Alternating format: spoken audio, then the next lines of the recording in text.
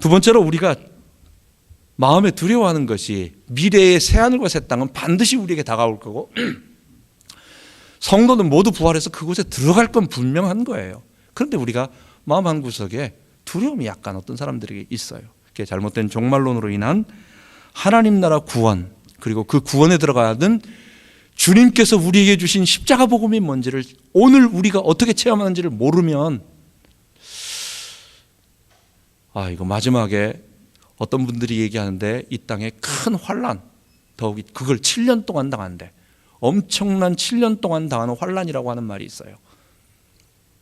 우리 한국교회에서 많은 분들이 알고 있는 7년 대환란이라고 하는 그런 부분이 있고, 그런 동을 예수 잘 믿는 사람들은 먼저 부활해가지고 하늘나라에 올라가고 공중에서 어린 양의 혼인잔치에 다 참여하고, 그러지 못한 사람들은 이 땅에 남아가지고 7년 동안 고생하는 거야. 그리고 나서 주님이 이제 다시 한번 재림하는, 이렇게 종말을 이해하게 되면 내가 못 올라가면 어떡하지? 눈 떴는데 딴 사람들은 다 올라갔는데 나는 못 올라가면 어떡해요? 그걸 휴거라고 보통 많이 얘기를 하는데, 여러분 그것은 성경을 조금 이해를 잘못한, 그러니까 오늘 이따 좀 더 자세한 거는 우리가 계속해서 나가서 요한 1, 2, 3서와 요한계시록을 볼 때 좀 더 얘기하겠지만, 그런 종말론에 그 정도로 보지 말고 주님께서 우리 안에 성령으로 지금 계신 사람들은 모두 다 거룩한 모습으로 변화돼서 하나님 나라에 변화될 거예요. 그렇기 때문에 그런 부분들을 두려워하지 말라고 하는 거, 주의 재림을 절대로 두려워하지 말라는 거, 와서 우리를 혼내키기 위해서 지금 기다리고 있는 게 아니에요. 너희 어디 잘하나 보자 해가지고 몽둥이 깎아놓고 기다리고 있는 게 아니란 말이에요. 내가 가서 가만 안 둘 거야, 아주 벼르고 있어. 지금 그러고 주님께서 기다리고 그때만 짠하고 나타내려는 게 아니에요. 주님 우리를 구원하시기 위하여 지금 성령으로 우리와 함께 하시면서 주의 백성들을 돌보고 계신데, 돌본 백성들이 잘 주님을 섬김에 따라가고 있으니까 이야 수고했다, 너 이제 내가 미래에 내가 이 땅에 임재해서 새하늘과 새 땅에서 줄 그 구원을 완전히 회복할 거야. 내가 이 땅에서 십자가와 부활을 통해서 이룬 그 그리스도의 구속을 내가 완성할 거야. 하나님께서 이 땅을 창조하시고 우리 사람들을 만드신 그 원래의 목적을 내가 완성할 거야. 내가 너에게 가장 좋은 하나님의 백성으로 만들 거야. 그래서 다 나 있는 곳에, 하나님 있는 곳에 성삼위 하나님 모시고 그분과 함께 살게 될 거야. 이걸 완성하기 위해서 오는 것입니다. 물론 그것을 기다리지 않는, 그것을 거부한 자들에게는 심판이 있겠지만, 우리에게는, 거룩한 하나님의 백성들에게는 절대로 그것이 심판이 아니고 우리를 상급 주시는 축복임을 알고 우리가 두려워하지 말아야 되겠습니다.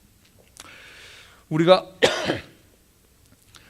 조금 어려운 것은 신앙생활이 이 주님이 마지막 때의 요한계시록에 보면 아마겟돈 전쟁, 또 곡과 마곡의 전쟁, 유브라데 강에 사람들이 모여서 전쟁을 벌이는 여러 가지 전쟁들이 나오면서 사탄이 마지막에 사람들을 갖다가 이렇게 미혹해가지고 이렇게 할 거라는 그런 말이 있어요. 그래서 우리 마음속에, 심지어 우리 모든 보수주의, 복음주의 잘 믿는 우리 같은 교회들 속에서도, 한국교회는 특히 마음 한구석에 성도가 이 땅에 와서 큰 환난을 당하고 근데 그걸 잘 참아내면 어쨌든 간에 우리 주님 재림하시고 우리가 부활하기 전에는 하여간 우리는 한번 된통 혼난다, 이런 기본적인 생각이 약간 있어요.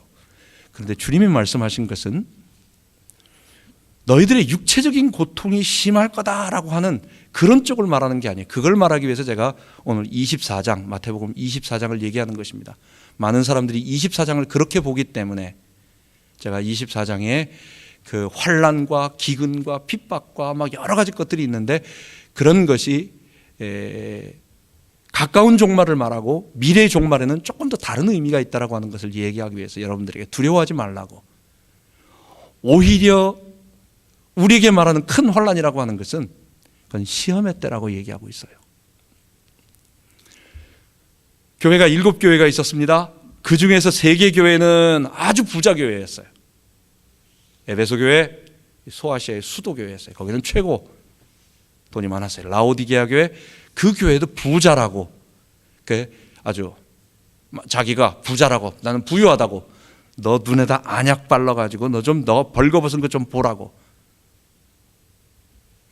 이런 식으로 부자 교회가 라오디게아 교회, 그리고 그 사대 교회까지 다, 그런 교회들은 그냥 정통 교회 안에 하나님의 말씀을 떠나서 이단이 아니지만은 그냥 교회 안에 있지만 냉랭하고 아무런 죽은 정통, 이런 그런 게 있어요. 두 개 교회는 이렇게 믿는 건 믿음이 아니다, 뭐 다른 게 있을 거다 해가지고 딴 걸 잡았어. 그게 이제 버가모 교회하고 두아드라 교회인데, 니골레당의 교훈과 발람의 교훈과, 그리고 그 음녀 이세벨, 그 거짓 선지자를 따라가는 그런 교회였어요. 그런데 두 개 교회는 아주 어려운 교회였어요. 그게 서머나 교회와 빌라델비아 교회. 둘 다 특징은 뭐냐? 그 주변에 사탄의 회당이라고 하는 유태인의 모임이 있는데, 그게 회당이잖아요. 근데 자기들은 하나님의 백성이라고, 유대인의 회당이라고 모여서 하나님을 찬양하는데, 예수님은 그들을 뭐라고 말하느냐? 실상은 사탄의 회당이라는 거예요. 그들이 핍박을 하는 거예요. 동족인 유태인들의 회당으로부터, 유대교로부터 극심한 핍박을 받고 있는 두 개의 교회, 그게 빌라델비아 교회와 서머나 교회. 서머나 교회 환난과 궁핍이 있다.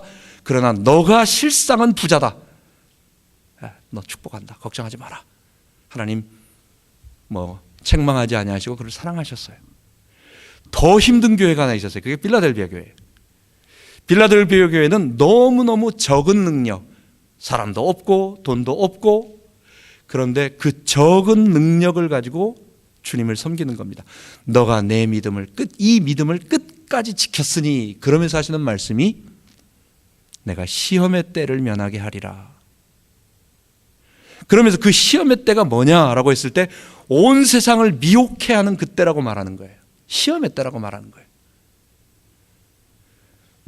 요한계시록 20장 3절에 보면 우리 보통 말하는 천년왕국이라고 하는 것이 있습니다. 거기에 보면은 1000년 동안 주님께서 사탄을 딱 부적행에 가두어서 뭐라고 말씀하시느냐?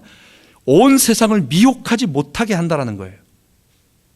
그러니까 사단이 무적행에 갇혀가지고 이 세상을 어떻게 속이지도 못하고, 권세가 결박됐다라고 하는 거, 하나님 나라가 확장된다는 거, 그 권세가, 땅의 권세가 결박되어서 제어되어서 주님의 이름 앞에 무릎 꿇고 예수 이름 부르고 나가면 그 권세가 꺾인다는 거, 그 존재는 아직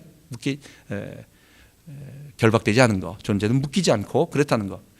그럼 1000년 동안 사탄을 무적행에 가뒀는데 그 이유가 뭐냐? 미혹지 못하도록.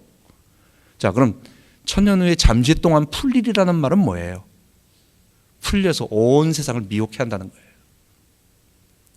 그렇기 때문에 주님 오시고 나면, 주님 오시기 되는 말세가 돼서 마지막 주님이 재림하시기 직전에 성도들이 약간 고통은 있을 수 있어요.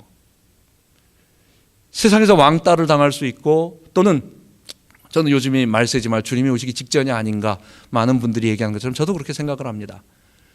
세상에 불법이 점점 성행하고, 그 다음에 사람들이 계속해서 이런 거짓 진리가 나오면서 교회를 탄압하고 핍박하는 쪽으로, 심지어 기독교조차, 이 미국에서조차도 기독교를 그렇게 하는, 점점 그런 세대로 가고 있어요.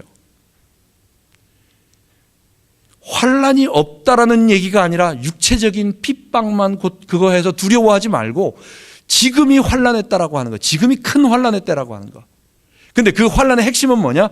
성도를 미혹해 함으로 이 구원의 진리를 점점 떠나서 주님이 우리를 통치하신다고 하는 이 사실을 잊어버리고, 우리가 자꾸만 엉뚱한 데 가가지고 엉뚱한 생각을 하고, 자꾸 너무 중요한 주님의 말씀보다는 자꾸만 곁눈질하면서 딴 데 보면서 한눈 팔게 만들면서 자꾸 이렇게 가게 만들고 있는 이 시대가, 주님이 그 천년왕국에 말한 마지막 그 곡과 마곡의 전쟁, 그 아마겟돈 전쟁에 온 세상을 갖다가 뒤흔드는 사탄의 미혹의 때라고 하는 거예요. 오늘 이것에 대한 내용을, 너희는 마음에 근심하지 말라고 한 말을 이제 요한복음 14장 계속 우리가 강해해 나가는 가운데 그 중에 한 파트를 마태복음 24장, 사실은 전체를 다 읽어야 하는데 그러지 너무 길어서 14절까지만 읽었습니다. 그걸 한번 보도록 하겠습니다. 예수님이 이제 향유 부음을 받으시고 성전에 올라가시고 여러 가지 일을 하신 다음에 첫째 날 종려주일에 사람들로부터 성전을 정결케 하시고 그 다음에 예화도 나누시고 그 다음에 바리새인들과 논쟁도 하시고 그러시면서 제자들하고 이야기하는 게 있어요. 지난번에 말씀드렸지만은 예루살렘 성전은 예수님 당시 예수님이 딱 계셨을 때 바리새인들이 뭐라고 말했느냐, 이 성전은 지금 46년째 된 성전이다. 짓고 있는 거예요. 46년 동안 만들고 있는 거예요. 그러니까 얼마나 성전 자체의 건물은 크진 않아요. 무슨 피라미드처럼 엄청난 그런 건 아니에요. 그런데 그 성전산 모리아산 봉우리라고 하는 한 부분을 평평하게 축구장 25개를 만들었다고 생각을 해보세요. 그 얼마나 큰 평지를 만들었냐는 거예요. 그러기 위해서 성전산 주변 테두리를 갖다가 옹벽을 갖다가 만들고 그 옹벽에 기초를 쌓고 건물을 만들고 해가지고 돌로 다지고 구조물을 만들고 해서 쌓아 올린 것에 그걸 46년째 하고 있었어요. 예수님 오셨을 때 46년이고 앞으로 더 했어요. AD 63년까지 만들었어요. 예수님 한 30년쯤, 그리고 한 30년 더 한 거예요. 그러니 그 당시에 사람들, 제자들조차도 이야, 이렇게 크고 화려하고 또 멋있고, 그리고 예루살렘 성이 그 자체가 견고한 성이거든요. 이걸 누가 무너뜨리겠냐는 거예요. 돌덩어리인데, 완전 바위 돌덩어리인데. 그래서 제자들이 와서 예수님에게 이 성전 좀 보세요. 이렇게 화려하고 아름다운 곳에 이런 성전을 하나님이 지키시고, 그래서 우리가 성전을 섬기면, 성전에서 하나님께 예배드리면 하나님은 이스라엘을 멸망시키지 않을 겁니다. 성전을 자랑하니까 예수님은 바로 이 성전이 돌 위에 돌 하나도 남김없이 다 없어질 거다 얘기하는 것입니다.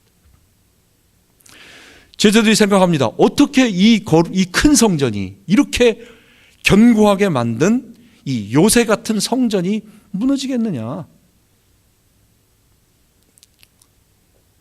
하나님이 계신 성전, 만약에 이걸 누가 무너뜨리려고 한다면 하나님이 지키실 거니까 절대로 무너지지 않는다.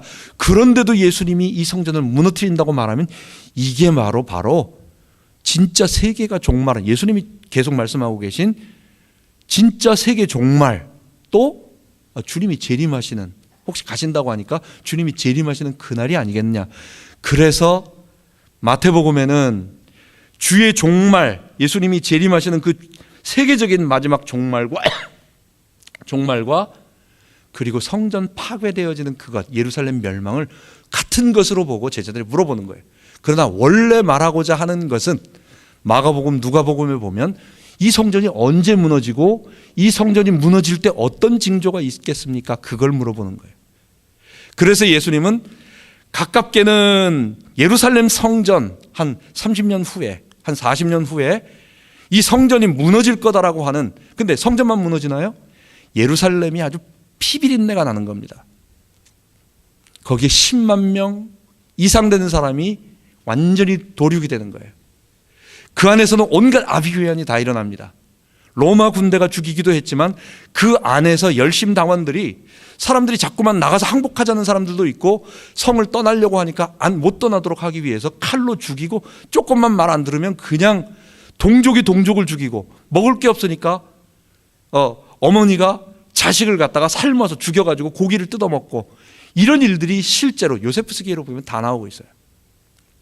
그러니까 이전에도 없었고 이후에도 없을 엄청난 환란이 예루살렘 성전 멸망을 통해 가지고, 이 성전이 파괴되어지면 그것과 동시에 이스라엘 초토화가 되는 거예요. 그리고 수많은 사람들이 죽는 그 일이 온다 라고 하는 것을 먼저 말씀하시며, 그리고 마지막 때는 이런 종말과 함께 여기서부터 이제 내가 구름 타고 옴으로 말미암아, 그걸 파루시아라고 말해요. 재림을 파루시아, 좀 있어 보이게 파루시아라고 말해, 헬라어로. 파루시아는 뭐냐? 구름 타고 오실 뿐만 아니라 첫 번째는 내가 성령으로 너희와 함께함으로 너희 가운데 나의 파루시아를 보내고, 그리고 그 일들을 계속 해나가다가 내가 새하늘과 새 땅을 만들어서 모든 사람들을 다 집어넣어야 할 그때가 되고, 그런 공간, 주님 만드는 거예요. 말씀 한마디로 끝내지 않겠어요? 그렇잖아요? 뭐 그게 얼마나 하나님께서 걸리시겠어요? 그러니까 하루아침에 그거는 말 한마디면 첫째 날 되어지듯이 싹 되어버릴 거예요. 그러나 그런 사람들을 짠 하고 만드는 것이 아니라, 이 땅에서 죄 가운데 오염되어서 다 자기 주장하며 사는 사람들을 버리지 아니하시고, 그 중에 예수의 피로 다 하나하나 씻어서, 지난번에 뉴올리온스 그쪽에 해저 유전이 터져가지고 새들, 물새들이 다 그냥 그 기름 덩어리 되는데, 한 마리 한 마리 다 잡아가지고 깨끗하게 씻어가지고 이걸 갖다가 다 하는 거예요. 거기다 집어넣으려고 하는, 얼마나 큰 일이겠어요. 지금 그 일을 하고 계신다는 거예요. 그리고 그 일이 영원히 주님은 그 일만 하시겠어요? 그렇지 않다는 거예요. 때가 어느 정도 돼서 그 모든 유대인과 이방인의 수가 다 차면 스톱. 그 다음에 그런 새 땅으로 만들고, 그렇게 된 사람들을 다 부활시켜서 들여보낸다라고 하는 거예요. 그게 지금 마태복음 24장, 그 다음 마가복음, 누가복음에 계속 연결돼서 나오는 똑같은 병행 구절에 예수님이 마지막 그 예언이라고 하는 거기 속에 담겨 있는 것입니다. 자, 이 예언을 쭉 읽어보면 얼뜻 보면 쉬운데 또 얼뜻 보면 어려워요. 아까 말한 것처럼 예수님이 가까운 미래의 재림을 예언하시면서, 그러면서 이것과 함께 이거는 시작이 아니다, 이건 시작이다, 이게 끝이 아니다, 지금 이렇게 되는 것은 시작이다, 그리고 마지막 날이 있다. 그러니까 지금부터 주의 종말과 주의 재림이 시작됐다, 주의 나라가 왔다, 주께서 왕권을 가지고 내가 너희를 통치한다. 그 이전엔 그런 것이 없었어요. 예언으로만 있었지.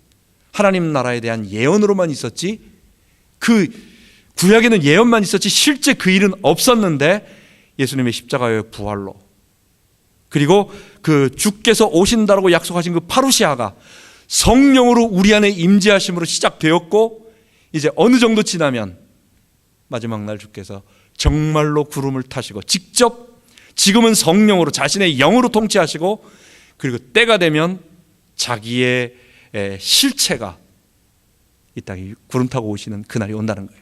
그것을 마태복음 24장에 말하는 것입니다. 이 본문을 읽다 보면 대부분 이해가 됩니다. 근데 안 되는 게 있어요. 세 가지가 이해가 안 되는 것입니다.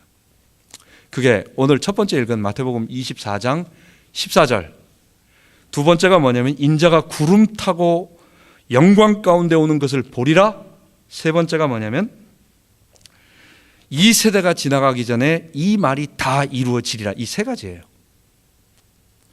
이 세 가지가 성경에 끼어 있기 때문에, 그 말씀 속에 끼어 있기 때문에, 그 마태복음 24장에 예수님께서 말씀하시는 그 부분이, 이게 먼 미래에 구름 타고 진짜 주님이 마지막 세계 종말을 말하는 것인가, 아니면 그 가까운 미래를 말하는 것인가, 이게 약간 섞여 있는 것처럼 돼가지고 이게 조금 어려운 부분이 있어요. 그러니까 요 부분을 자세히 보면, 이거는 어째 진짜 구름 타고 오시니까 모든 사람이 다 보는 거니까, 재림이 이건 누가 봐도 이건 주님이 다 보게 오는 마지막, 진짜 그 감람산에서 말씀하신 것처럼 구름 타고 정말 그 오는 세계 마지막 종말이니까, 그때 큰 환란이 있구나, 엄청난 환란이 있구나, 그러니까 이거 나 통과해야 되는데 그때 없었으면 좋겠는데, 하여간 좀 무섭기도 하고 이런 생각을 하게 되는 거예요. 간단하게 여러분, 예수님께서 그날과 그때는 모른다, 아버지만 아신다, 그 윗부분을 AD 70년에 있을 가까운 재림, 그러니까 가까운 종말, 그러니까 예루살렘 파괴를 생각하시면 돼요. 일단은 그렇게 보는 것입니다. 그것이 우리 개혁신학에 우리가 보는 것입니다. 다시 말한다면 처처에 환란이 있고 기근이 있고 전쟁의 소문이 있고 그리고 사람들이 너희를 잡아다가 핍박 가운데 던지고, 이 모든 것들이 예수님의 말씀이 점점 퍼져서 예루살렘으로 통해서 복음이 증거되다가 예루살렘이 완전히 파괴되어지고 성전이 파괴되어질 때 그런 일이 있다라는 거예요. 그때 두 사람이 함께 맷돌 가다가 하나는 하고 또 옥상에 있는 사람은 급하니까 집에 내려가가지고 뭘 가지려고 들어가지 말고 바로 도망가고 뭐 이런 모든 것들, 이게 다 실제 예루살렘이 멸망하는 그 AD 70년의 성전 파괴의 예언과 연관되는 것입니다.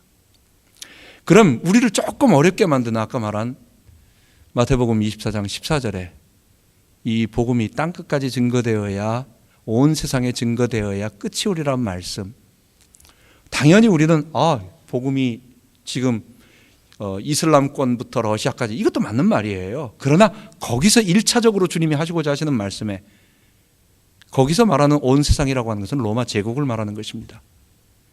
가이사 아우구스토가 온 천하로 호적하라고 불렀어요. 거기에 온 천하는 그 중국이나 저쪽 러시아를 말하는 게 아니라 그 로마 제국을 말하는 거예요. 누가복음 오순절날 예루살렘에 천하 각국에서 왔어요. 어디서 온 겁니까? 그게 저 중국에서 사신이 온 게 아니에요. 저쪽 어디 러시아나 저 산골짜기 아프리카 끝에서 온 게 아니에요. 로마 제국에 흩어져 있었던 유대인들이 천하 각국에서 다 몰려온 거예요. 그렇기 때문에 1차적으로 복음이 온 세상에 증거되어야 한다는 말을, 그리고 그제야 끝이 온다라는 말은 로마 제국의 복음이 다 퍼져나가고, 그리고 그때 이스라엘의 멸망, 그리고 성전 파괴가 이루어진다. 가까운 종말이라고 하는 걸 알아야 돼요. 내셔널 지오그래피에서 옛날 자료인데 제가 이렇게 하다 보니까 2011년도 자료를 뽑았어요. 하루 동안 전 세계에서 몇 명이 태어나느냐, 38만 몇천 명이에요. 그러니까 39만 명이 하루에 태어납니다. 39만 명이. 여러분, 불신자가 하루에 39만 명씩 생겨나고 있어요. 온 세상에 복음이 증거되려면 이거 언제 가능합니까? 오늘 복음 전 세계 싹 전했어요? 내일 되면 39만 명이 또 생겨나, 불신자가. 그러니까 가만 생각하면 솔직하게 우리가 이걸 문자 그대로 믿었을 때, 야, 주님 언제 오시겠는가? 이거 주님 안 온다는 말 아니야, 이거? 솔직하게 보면 우리 현천년, 실현된 천년왕국 무천년주의자들, 우리 개혁주의자들은 주님이 뭐 오시긴 오실 텐데 이거 어느 세월에 오겠어라고 하는 마음 한구석에, 왜? 이 마태복음 24장 14절 때문에 온 세상에까지 복음이 증거되어야 되는데 생각을 솔직하게 생각해 보면 그게 좀 어려운 거예요. 여러분, 다시 말씀드립니다. 가깝게 보자는 거예요. 미래도 적용할 수 있지만 가깝게 보자는 거예요. 1차적으로 첫 번째 난제, 그거는 로마 제국에 복음이 다 퍼져나가고, 그리고 그 복음이 퍼져나갔을 때 그때의 예루살렘 파괴, 성전 파괴, 이 주님이 말한 성전이 파괴되고 예루살렘 멸망되고 너무너무 무시무시한 그 예루살렘의 피해 사륙이 일어날 거다라고 하는 것이 첫 번째. 두 번째, 뭐 하늘의 징조가 보이고 이런 것들은 다 구약에 주님이 재림하실 때 온다라고 하는 예언적인 묵시적인 용어예요. 그래서 또 실제 요세푸스의 기록에 보면 아주 놀라운 천지 현상이, 놀라운 아주 그 현상이 그 예루살렘이 멸망할 때 막 일어나고 있었어요. 뭐 심지어는 하늘에서 소리가 들렸다는 어떤 소리가 있었고, 뭐 천군이 막 다투었다는 소리도 있고, 예물로 가지고 온 황소가 갑자기 거기서 새끼를 낳아버리고, 암소가 새끼를 낳아버리고, 막 여러 가지 이상한 일들이 막 계속 그 당시에는 벌어지고 있었어요. 근데 중요한 것은 그때 모든 사람들이 인자가 구름을 타고 내려온다는 거예요. 여러분, 인자가 구름 타고 온다, 그 모든 사람이 본다라는 거예요. 여러분, 구름 타고 온다라는 말이 무슨 말일까요? 누가복음에 보면 인자가 왕권을 가지고, 인자가 보좌 우편에 앉은 것과 왕권을 가지고 오는 것을 본다, 이렇게 계속 얘기를 하고 있어요. 구름을 타고 오신다라는 것은 첫 번째, 정말로 주님께서 마지막 날 자기가 부활하신 모습으로 모든 사람이 볼 수 있도록 구름을 타고 우리 앞에 나타나실 것입니다. 그건 세계 마지막 종말 때 그러실 거예요. 그런데 그 구름 타고 오신다는 것의 원래적인 의미는 그건 다니엘서 7장에 있는 말하고 연관이 있는 거예요. 내가 또 밤 이상 중에 보았는데 인자 같은 이가 하늘 구름을 타고 와서 옛적부터 항상 계신 이에게 나아가 그 앞에 인도되매. 그러니까 인자 같은 이는 뭐 누가 봐도 저분은 예수님이다 이거예요. 예수님이 자꾸 자기를 인자라고 말한 거는 나 사람의 아들이다 그 말보다도 그 다니엘서 7장에. 그런데 하나님 앞에 그 보호자 앞에 나아가서 했는데 하나님이 그에게 뭘 주시냐? 그에게 권세와 영광과 나라를 주고 모든 백성과 나라들과 각 방언하는 자로 그를 섬기게 하였으니. 그러니까 인자 같은 이가 온 우주 만물, 이 세상을 다스릴 수 있는 통치권을 하나님께로부터 받는다는 거예요. 구름 타고 온다라는 말은 인자 같은 이가 하늘 구름을 타고 와서 옛적부터 항상 계신 그 하나님께로 나아가면 하나님이 그에게 권세, 영광, 나라, 백성, 방언 모든 자들로부터 섬김을 받는 하나님 나라를 주시고 그걸 통치할 수 있겠다. 이게 첫 번째예요. 예수님께서 마지막 가이사랴 빌립보 이제 십자가 바로 앞두시고 이제 좀 있으면 예루살렘 올라가시는데 가이사랴 빌립보에서 제자들에게 인자가 구름 타고 오는 것을 너희가 볼 자가 있다. 영광 가운데 오는 것을 볼 자가 있다 말씀하셨어요. 두 번째, 예수님이 마지막 십자가에 달리기 직전 잡혀가지고 겟세마네에서 잡혀서 가야바 법정에 갑니다. 온 공회, 사내들인 공회가 다 모여가지고 예수님이 신문합니다. 너가 그리스도냐? 너가 하나님의 아들이냐? 내가 그러라. 그러면서 뭐라고 말씀하시느냐?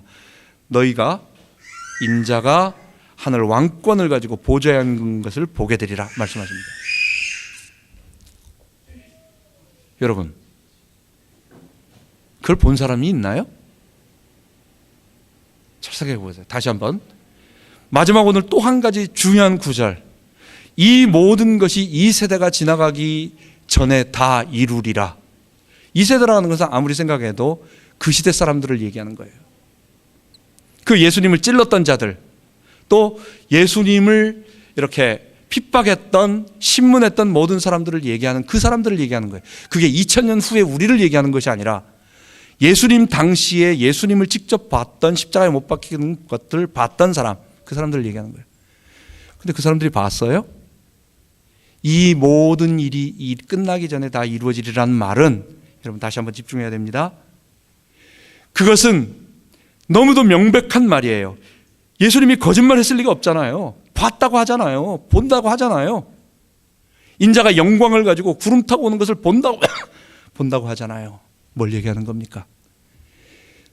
그게 예수님께서 제자들에게 지금 우리가 계속 해나가고 있는 요한복음의 14장부터 나오는 성령으로 내가 너희와 함께함으로, 내가 너희를 성령으로 직접 통치하는 것을, 그리고 내가 너희들 가운데 왕으로, 그리고 이전에 너희들을 핍박했던, 나를 핍박했던 자가 내가 하늘 보좌에 앉아서 지금 이 세상을 통치하는 왕이라고 하는 것을 너희들이 다 알게 될 거라고 하는 거. 그래서 구름 타고 온다는 말의 1차적인 의미는 성령으로 우리 가운데 오셔서 우리를 다스려 주시겠다고 하는 그것이고, 두 번째, 그러고 하나님께서 자기 백성들을 쭉 이끌어 가시다가 마지막 날 정말 이제 하나님 나라가 다 이루어졌을 때, 다시 말하지만 천국은 지금 우리가 죽으면 어떻게 됩니까? 우리 육체는 바디는 땅에 묻혀 썩습니다. 해체가 됩니다. 그런데 우리 영혼은 하나님 앞으로 가죠. 우리의 영혼은 만져지는 게 아니에요. 우리의 영혼은 예수님을 보고 뭐라고 말하냐? 예수님이 저건 영이다라고 막 놀래니까 예수님이 하신 말씀이 영은 살과 뼈가 없으되 나는 있느니라. 부활한 모습은, 예수님이 부활하신 모습은 영으로 있는 게 아니라 거룩한 완전한, 죄가 없고 영원히 살고 그러나 바디가 있는 거예요. 그게 이 땅에, 하나님이 창조하신 이 땅에 다시 회복되어지면서, 그렇다고 한다면 무제한으로 무한대로 영처럼 요만한 공간 안에 영이 얼마나 들어갈 수 있겠어요? 무한대 들어간다고 해도 할 수 있잖아요, 영이라면. 그러나 바디를 가진 사람은 그렇게 못하는 거예요. 부활한 모습을 가진 사람은 그렇게 못하는 거예요. 그렇기 때문에 새하늘과 새 땅에는 주님이 이제 커트라인, 이제 됐다, 이 정도 수면 됐다라고 하는 그 마지막 라인이 있다라는 거예요. 주께서 우리를 부르시고 우리를 창조하셔서 이제 우리를 위하여 영원한 집을 예비하시고 우리를 부르실 그날이 있어요. 그때가 뭐 많이 남았겠지 뭐 생각하고 이러지 말고 정말 이제는 가까이 왔구나라고 하는 부분. 그러시면서 그 하나님의 나라는 어디서부터 시작됐느냐? 인자가 구름 타고 오리라. 그리고 이 모든 것을 이 세대 사람들이 다 보리라. 예수님께서 성령으로 오순절 성령 강림하심으로 말미암아 사람들은 제자들의 능력이 아닌 제자들에게 예수님이 그 말씀하셨던 보혜사 성령이 정말 그들 속에 들어오므로 저게 예수님의 능력이었다고, 저게 성령의 능력이었다고, 저게 다시 말한다면 하나님 보좌 우편에서 직접 주님이 성령으로 통치하시는 그 하나님의 나라가 이루어지기 시작했다라고 하는 거, 그걸 알게 된 거예요. 그리고 그 증거는 스가랴서 12장 10절에 말하는 것처럼 내가 은총과 다윗의 집과 예루살렘 거민에게 은총과 간구하는 심령을 부어주리니, 그래서 통곡하는 회개 운동이 일어나는 거예요.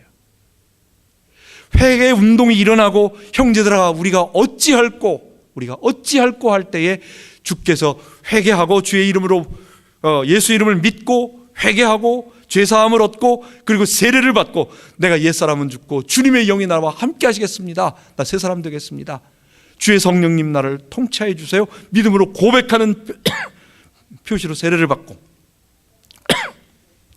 그리고 나서 그들에게 어떤 일이 벌어져요. 거룩한 하나님의 나라들이 계속해서 점점 막지 못하게 일어나는 거예요. 여러분, 이 일이 지금 우리에게도 이루어지고 있습니다. 작지만 우리가 이것을 회복해야 돼요. 주님이 오신다는 말은 먼 미래에 2000년 지났는데도 안 오시잖아요 지금. 그러니까 솔직하게 오시겠지만 그 언제 오시겠어 라고 나하고는 상관없는 거라고 생각하지 말고 도적같이 롯의 때처럼 소돔처럼 예수님이 도둑놈처럼 살금살금 온다는 얘기가 아니라 긴장 다 풀어버리고 안 온다. 솔직히 온다고는 돼 있지만 2000년 지났는데 안 했는데도 안 온다. 말로는 그렇게 말 안 하잖아요. 그러나 마음으로는 그렇게 믿고 살아가고 있어요. 안 온다. 그러니까 내일에 대해서 그냥 긴장하지 않고 주님 말씀과 이 성령으로 나와 함께 하시는 거기에 긴장하지 않고 그걸 붙잡지 않고 그냥 또 내일 또 오겠지 이렇게 편안하게 살아가잖아요. 그게 아니라는 거. 주님 내일 바로 오실 수 있다는 거. 정말 구름 타고 오신다는 거. 근데 그 시작은 주님이 성령으로 우리 가운데 오셨다는 거. 거기부터 하나님 나라가 시작되고, 그래서 주님이 성전 파괴하는 것은 오순절 성령 강림과 그리고 성전 파괴는 너무 중요한 거예요. 이제는 건물 성전이 아니라 내가 하나님의 성령을 사로잡힌 하나님의 거룩한 백성들의 성령의 공동체 하나님 나라를 이제부터 만들겠다라는 하나님의 선언이에요. 우리가 이것을 잊지 말고 정말 그러니까 나 이제 환란 있으면 어떡하지라고 하는 거기에 두려움 갖지 말고 성령님이 지금 내 안에 오셔서 나를 통치하시는 그 십자가 부활에 동참하자고 하는 그 부분을 알고 그리고 새하늘과 새 땅에 들어갈 것을 기뻐하며 준비한 우리들이 되기 바랍니다. 마지막으로 정리한다면 파루시아, 마지막 날로 오는 것도 파루시아지만 더 한 가지 더 성령으로 지금 우리 가운데 오신 임재하시는 성령의 내주도 파루시아예요. 지금 성령으로 내 안에 임재하시는 것을 잊지 말아야 되겠습니다. 그리스도께서 지금 성령으로 통치하십니다. 보좌에 앉으셔서 하나님의 통치권, 예수님의 통치권이 지금 우리에게 미치고 있어요. 주님이 지금 하늘과 땅의 모든 권세를 가지고 계세요.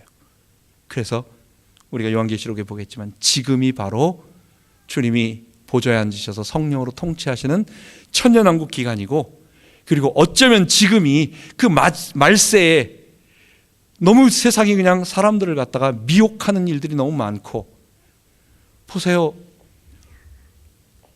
마귀가 이 큰 용이 자기의 졸개 둘을 데립니다. 그게 하나는 바다에서 올라온 열불 짐승.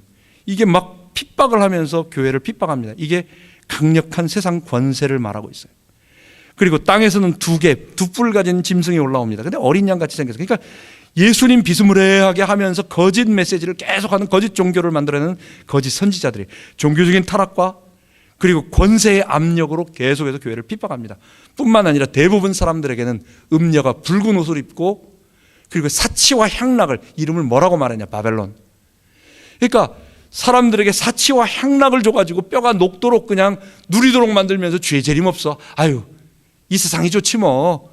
주님 오시는 것보다도 그냥 여기 사는 게 더 좋아라고 할 정도로 그냥 긴장 다 풀어버리게 만들고 주님 바라보지 않게 만드는 그거, 또는 겁을 이 두려움의 권세와 어떤 핍박으로 나의 막 두려움을 갖도록 만들고, 또는 자유주의적인 이런 신학과 또 여러 가지 거짓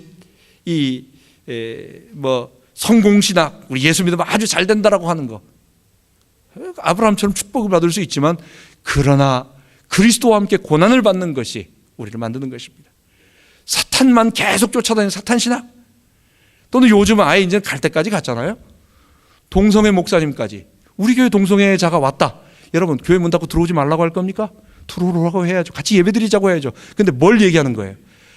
당신도 예수 믿고 당신의 그 동성애의 그 부분을 성령의 능력으로 십자가에 못 박혀서 회개하고, 또는 안 되는 것을 예수의 이름으로 극복하며 성령의 도우심을 받아 변화되자고, 그렇게 하기 위해서 우리가 받아들이는 거예요. 우리가 미워하거나 막 더럽다고 이렇게 하는 것이 아니라, 예수님은 세리건 또는 창녀건 누구든지 다 품어주셨잖아요. 마찬가지로 하는 거예요. 지금은 동성애자를 문제가 없다고 말하는 게 아니라 이제는 동성애 목사님까지 세우는 거예요. 이거는 참 정말 갈 때까지 가보자 이렇게 되는 거예요. 교육을 하는데 우리 아이가, 삼년이가 고3 때, 아빠 이 동성애 이거는 자연적인 거 아닙니까? 학교에서도 다 그래가지고 그 사람들은 그렇게 태어났으니까 뭐가 문제가 되겠어요? 라고 상당히 호의적으로 갖고 있더라고요. 정신 차려라 너. 그래도 이제는 좀 아닌 것 같아요. 이제는 많이 세상을 그렇게 타락시키는데 우리는 미혹되지 말고, 지금 이 시대가 큰 환란의 시대고 주님 마지막 오시기 직전에 사람들을 혼란 가운데 빠지게 만드는 그 시대라고 하는 것, 두려워하지 말고 미혹에서 시험의 때에서 우리가 이기는 우리 되기 바랍니다. 이것의 핵심은 다음 시간에 나올 예수님께서 우리 안에 성령으로 십자가와 부활로 함께 하신다는 것. 우리가 두려워하지 말 것은, 주님이 언제 오시지 징조 모르면 내가 놓쳐가지고 못 올라갈까 걱정하지 말고, 성령님이 내 안에 계시고 내가 십자가와 부활에 늘 동참하면 그거 하나만 가지면 천국 가는 거예요. 다음 시간에 계속하도록 하겠습니다. 기도합니다. 하나님 아버지, 우리가 주의 재림을 생각하고 주님이 떠나실 때 말씀하신 이 부분들을 생각할 때에 분명히 주의 재림은 있고, 그리고 우리는 드러날 걸 확신하지만 때때로는 너무 멀어서 우리와 상관없는 것 같고 남의 얘기인 것 같고, 그리고 또 어떨 때는 그 큰 환란이라고 하는 부분이 두려워서, 어떨 때는 혹시 내가 지금 잘못돼 가지고 안 되는 거 아닌가, 이런 여러 가지 것들로 두려워하고 있습니다. 주의 말씀을 정확하게 알고 오늘 성령으로 우리와 함께 하시는 주님의 파루시아를 먼저 체험하고, 그리고 마지막 날 주님께서 구름 타고 정말로 자기의 부활하신 모습으로 우리 가운데 나타나실 때에 우리가 아멘하며 감사하며 주님을 맞이할 수 있는 거룩한 하나님 백성 되게 하여 주옵소서. 우리 주 예수 그리스도 이름으로 기도하옵나이다. 아멘.